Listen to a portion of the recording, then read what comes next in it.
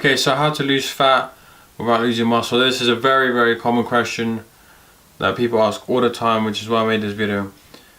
So first of all, there's slow cut and aggressive cut, and everyone interprets it differently. Some people think a slow cut is 500 calories, and some people think an aggressive cut is 1,000. So it's all personal preference what people make it out to be.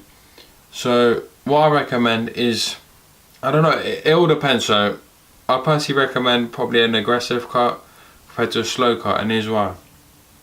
First of all, the slow cut is going to take very, very long, and like I said, everyone interprets it differently. So I'm going to say slow cut, like, I don't know, 15-16 weeks. So this is very, very long. This is like a bodybuilder, you know what I'm saying? Like, after they be bulking, they have to cut down. This is what we're going to consider the slow cut. So I don't recommend it for people that aren't doing bodybuilding. Firstly, because it's like 16 weeks of being on a diet, and I don't know about you, but I just don't fancy that. I just want to get it over and done with, and then get back onto the bulking phase, gain my muscle. So that is one negative aspect of this long cut, is that it can be so long and so psychologically draining. If you've been on a diet before for like say 10 weeks, just that, you know how tough it is. Like, your body starts feeling draining, like slow, no energy in the gym. Like, you don't want to be feeling like that for a long time. So that's one of the reasons why I say it, the aggressive route. But then again, for the slow route, I'm going to say this is about a deficit of, say, maybe 100 to 200 calories. Like, it's very, very low. Whereas the aggressive is about 500 calories. So it's not that much difference, but over a long period of time it adds up.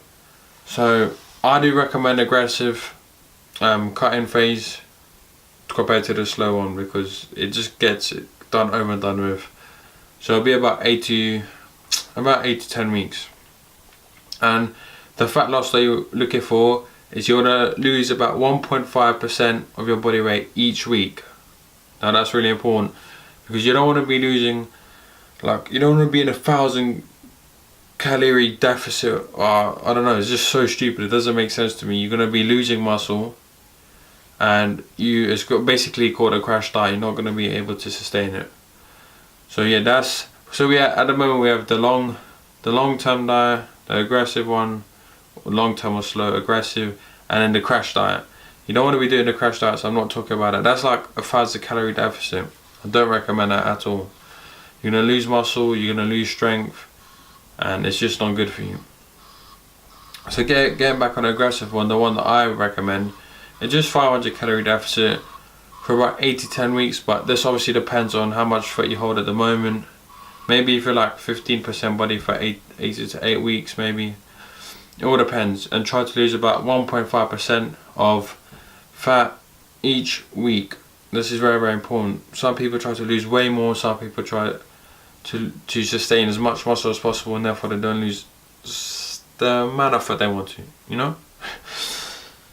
So yeah, I'm just keeping things simple here, because there might be some videos out there that just overcomplicate the hell out of it. So I'm just giving you my recommendation and keeping things simple again here. So again, I'll summarize. The long-term cut is like 16, I don't know, to 20 weeks that bodybuilders do. And I don't recommend you do it if you just want to get in better shape, right? It's just too long, and in my opinion, it's not really worth it. You want to get back into the bulking phase as quick as possible, which is why I recommend the aggressive one. You just do it for like 8 to 10 weeks, lose all your fat, and then get back on the bulking phase. Because the bulking phase is way more enjoyable than dieting phase, let's face it.